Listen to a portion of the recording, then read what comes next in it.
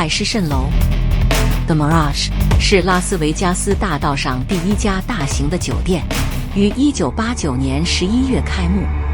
标志性的景点是一座非常活跃的人工火山，每晚都会定期喷发。The Mirage 将于2024年7月17日关闭，以进行翻新和扩建，而将改名为 Hard Rock Las Vegas， 预计3年后重新营业。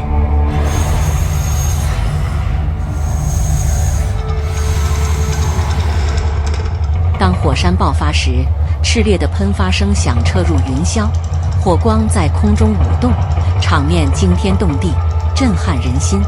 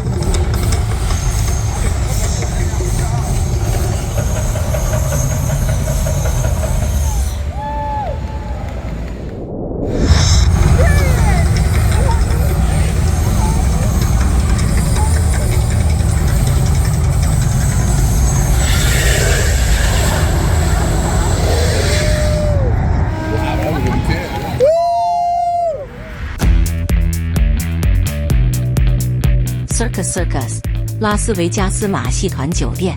位于拉斯维加斯大道北部，酒店大厅外面万盏灯泡在夜中大放光彩，充满了祥瑞的景象，带给大家好运连连。这是一间亲家庭的酒店和赌场，在2楼设有很多的嘉年华游戏机，所以也是青少年的天下。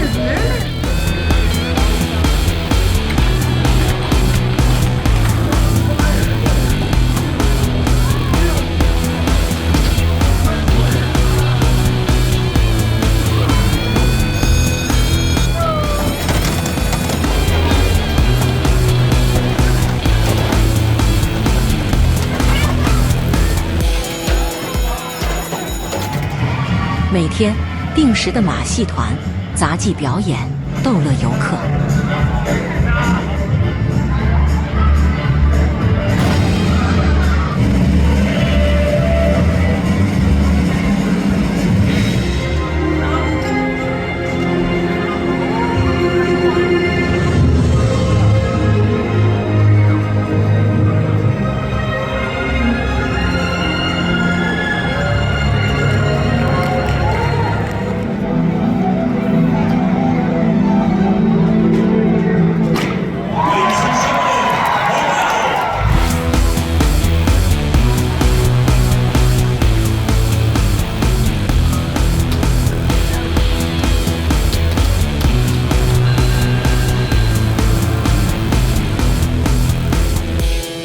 Slots of Fun